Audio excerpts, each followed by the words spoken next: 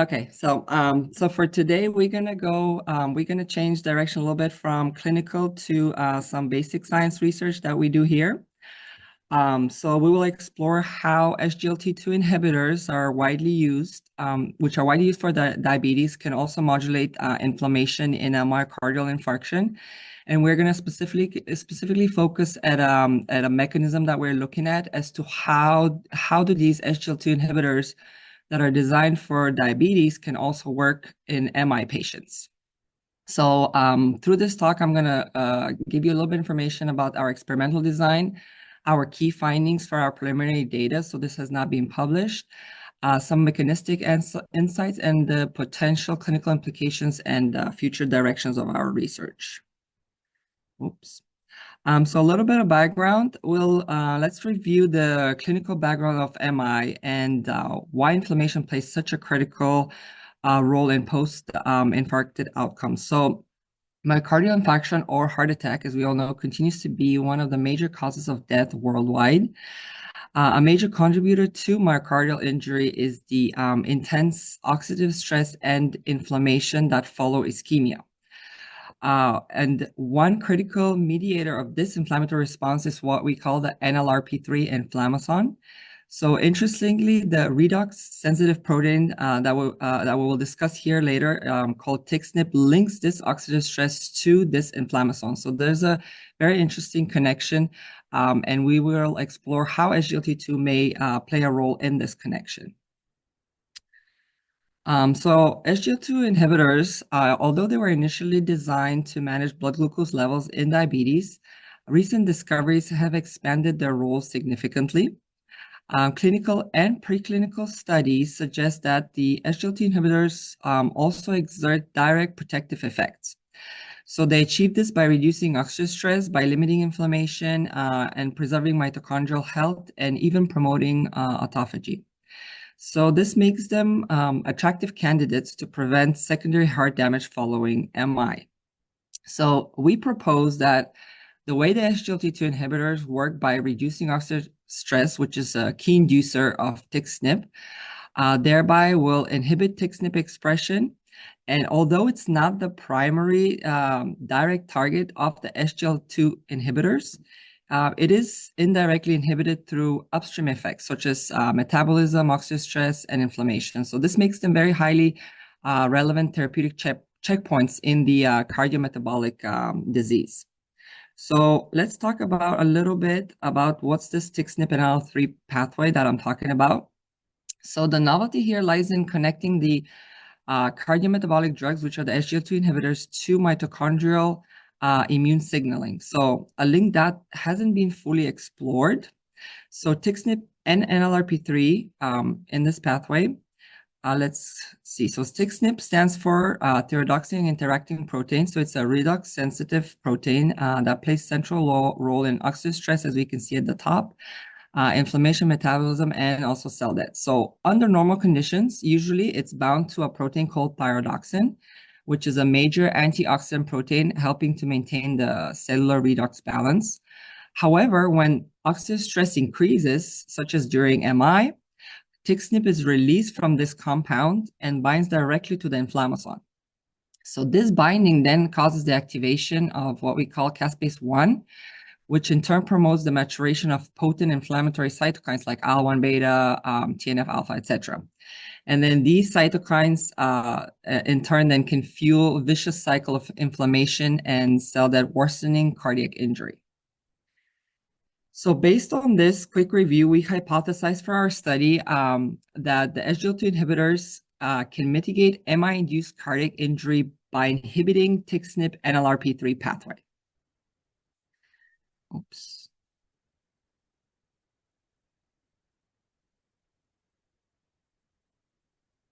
So our mechanism diagram here. So following, this is the proposed mechanism that we think the SGLT2 inhibitors work by.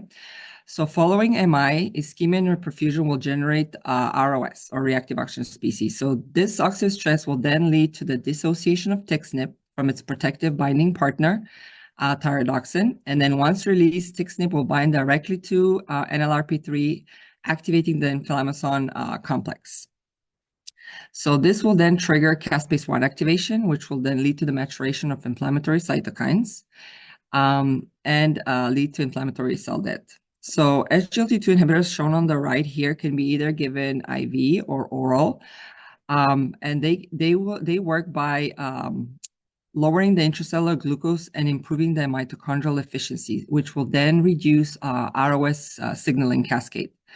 So this is our proposed mechanism behind how these protective cardiac tissue, behind how these agents may work to reduce inflammation in a myocardial infarction rat model.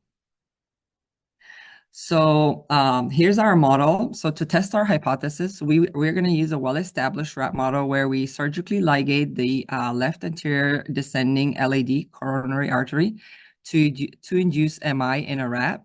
And then we will divide the animals into groups of which we call sham operated, where no alteration has been done as a control group. Then we have a MI group without any kind of treatment.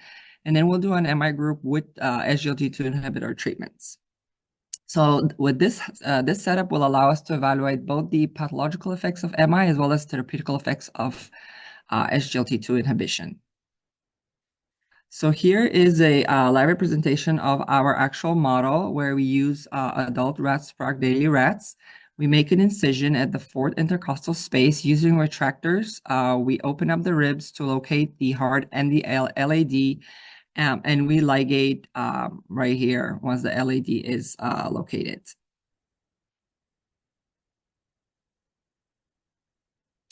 Why is this? Okay, so our experimental methods that we're going to use here that I'm going to discuss, we're going to use what we call TTC staining. So this is this technique we employ to assess infarct outcomes. So it helps us to stain tissue either red or white, with white being the infarcted area, which we can then use to quantify the percent infarction. And then we're also going to use Western blot methods to actually detect like proteins in our pathway of interest, as well as the inflammatory markers. So here is what it looks like once we do the TTC staining. So sham will be the normal with all live tissue being red. MI would be the one with the infarction. So here we can see the white area represents the percent infarction. So we can see in the MI, we have about a 25% on average infarction in our model. We also did blood pressure readings. So the drop in blood pressure after LAD, artery occlusion in rats, occurs due to acute myocardial injury and impaired cardiac output. So it also helps us determine whether the surgery was successful. So you can see here that in a sham, normal sham, we have 136 over 114. After MI, we can see a significant drop, 106 to over 99. So this is represented in our graph. We haven't done any statistical evaluations on this as we haven't included enough animals sample sizes.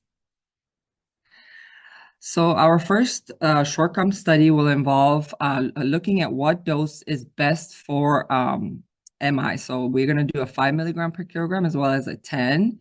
And we're going to evaluate using TTC Western blot as well as immunofluorescence staining.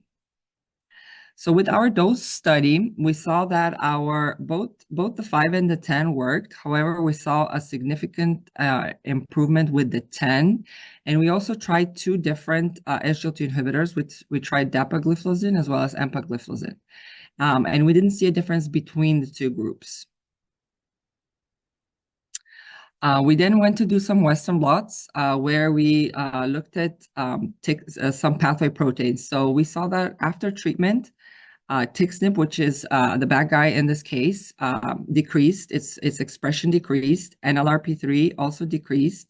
IL-6, TNF-alpha, IL-1 beta all decreased. So these are all inflammatory markers. Actin was used as a control. And then we also measured BMP and troponin. And we did see that after treatment with dapagliflozin at 10 milligrams per kilogram, both BMP and troponin were decreased. We also did some immunofluorescence staining for in support of our Western blot, but also as a visualization of our protein. So we stained with TXNP without treatment after injury, as well as with treatment, and we can see visually that the expression of TXNP decreased significantly. So red is the TXNP protein. We can see a lot after injury, a lot of expression. And after treatment, we see that there's way less expression. So now we're gonna test the mechanism. So how does this work? So to test whether the SGLT2 inhibitors truly are dependent on this TXNP and NLRP3 pathway, we're gonna do overexpression of TXNP using CRISPR activator plasmid, and similarly, we're gonna activate the NLRP3, and then do the similar measurements. So here, after we counteract the effects, so we're going to do treatment with the TXNP activator. So once we counteract the effects, we see a reversal. So basically, after treatment, infarction goes down, but after intervening at TXNP or NLRP3 levels, infarction goes up. So this indirectly suggests that TXNP and NLRP3 are involved with SGLT2 inhibitors. We also did some Western blot staining in support of our infarction results. And we saw again with 10 milligrams per kilogram treatment, once we employed CRISPR for TXNP and NLRP3, we saw a reversal in expression. So this suggests that SGLT2 inhibitors may partially work through this pathway. So NLRP3 went down after treatment, reversed, as well as anti-inflammatory or pro-inflammatory IL-1 beta. And then we also looked at cardiac markers, BNP and troponin, and we see a similar trend.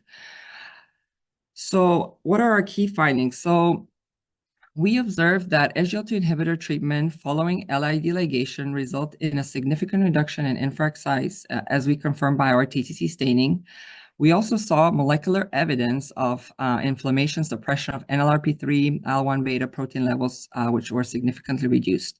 So together, these findings suggest that the SGLT2 inhibitors have the potential to limit myocardial damage and preserve its function and alter the trajectory of post-MI remodeling. So the clinical applications.